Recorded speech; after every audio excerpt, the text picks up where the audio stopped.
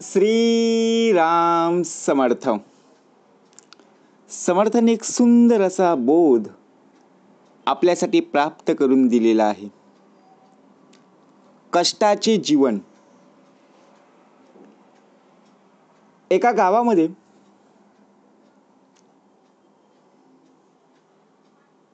अमित नावाचा मुलगा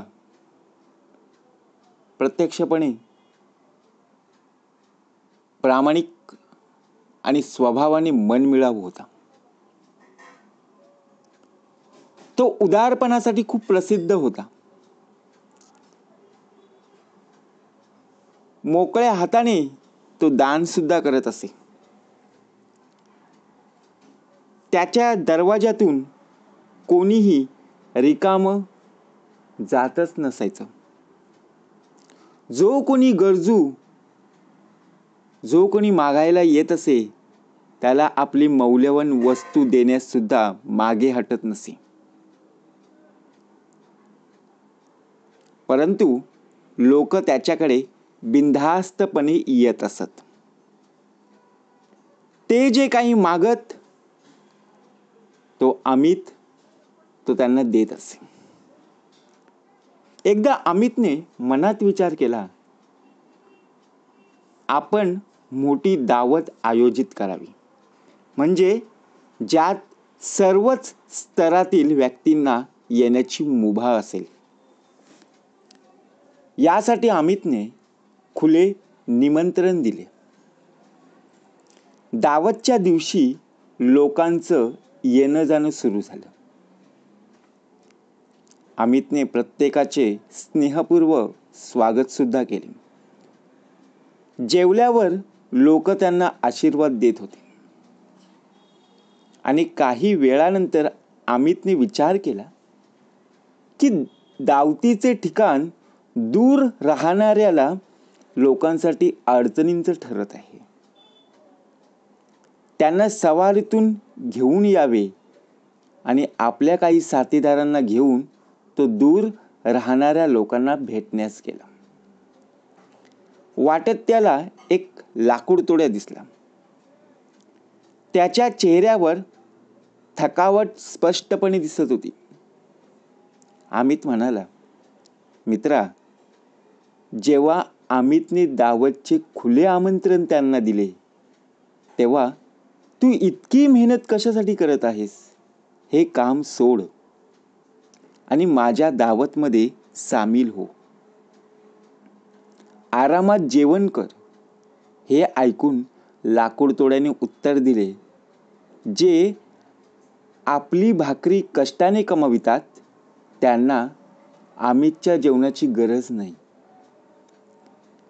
अमित उदार असेल, पण आमची कष्टाने मिळवलेली भाकरी ही त्याच्या दावतच्या जेवणापेक्षा कितीतरी पटीने गोड आहे. हवे असेल तर तूच ती भाकरी खाऊन बघ. हे ऐकून अमित निरुत्तर झाला.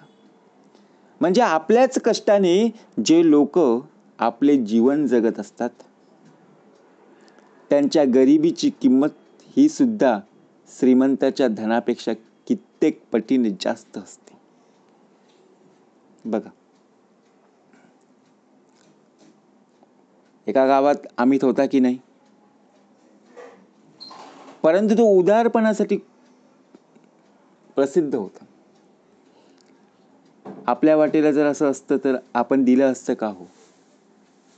कारण तो मोकळ्या हाताने सर्वांना दान करायचा. त्याच्या दरवाजामध्ये येणारे सर्व लोकांचं स्वागत करायचा.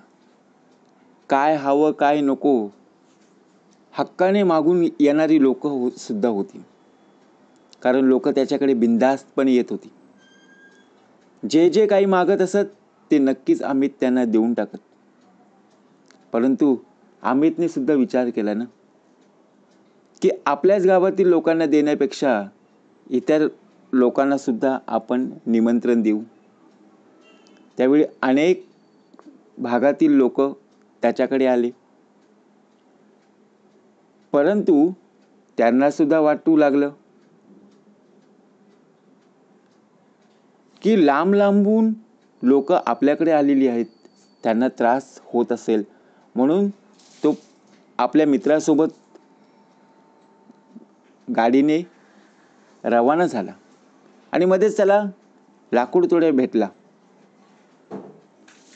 लाकूड तोड्यासुद्धा उन्हाने बघा प्रत्यक्षपणे घामाघूम झाला होता, कारण तो सुद्धा लाकूड तोडून दमला होता. हे त्याने पाहिलं, कारण त्याच्या चेहऱ्यावर स्पष्टपणे थकावट दिसून येत होतं. अमित म्हणाला, मित्रा,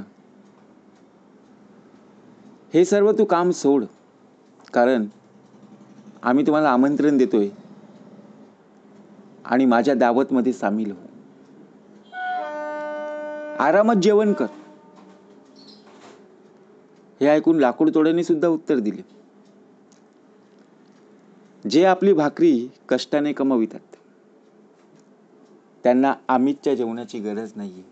आपण जर असतो तर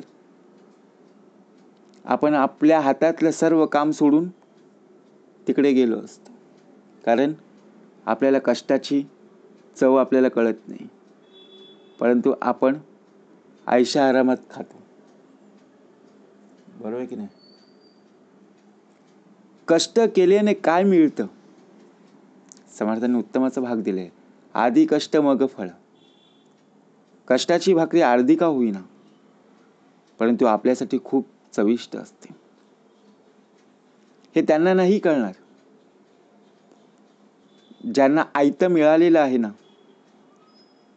त्यांना कष्टाच्या भाकरीचं विचार करा. म्हणजेच कष्टाने मिळवलेली भाकरी ही आयतं मिळालेल्या जेवणापेक्षा कितीतरी पटीने गोड असते. विचार करा, आपल्या घरामध्ये आई असते, बहीण असते, पत्नी असते. त्यांच्या हाताची जी चव आहे ती कुठल्याही, बघा, आपण विभागामध्ये जातो, कुठेही काही हॉटेल असतील, रेस्टॉरंट्स असतील, बरोबर की, तिथे आपण खायला जातो, ती चव मिळते का हो?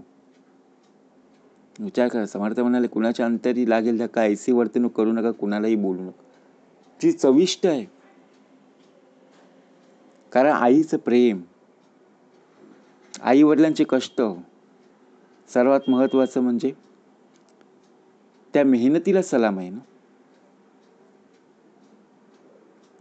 मग ती कष्टाची भाकरी आपण आवडीने खात असतो, परंतु आपण जिथे आपल्याला आयतं मिळेल तिथे आपण कोणताही विचार न करता निघून जात असतो.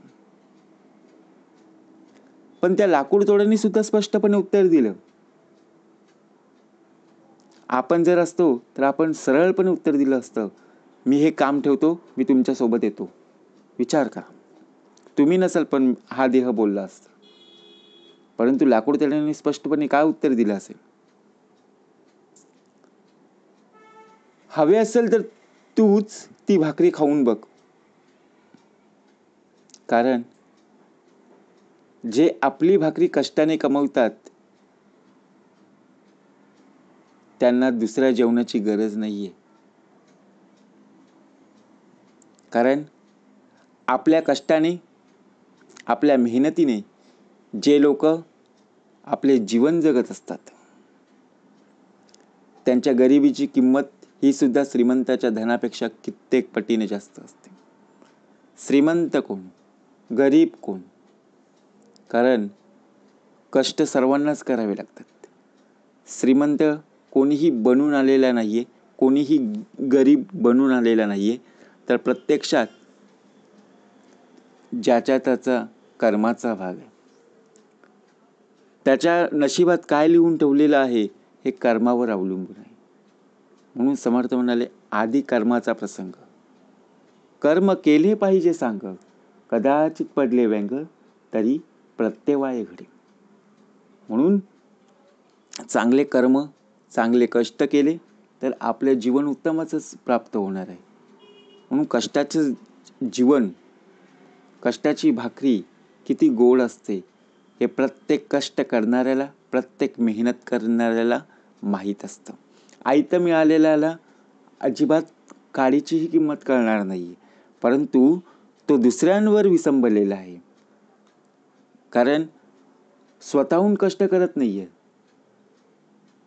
परंतु त्यावेळेला जो अवलंबून राहणारा व्यक्ती आहे तो प्रत्यक्ष जास्त दिवस प्रत्यक्ष त्या व्यक्तीवर अवलंबून राहणार नाही.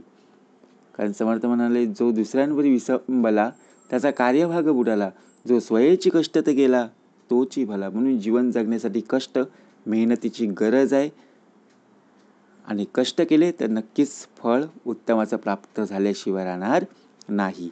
जय जय रघुवीर समर्थ.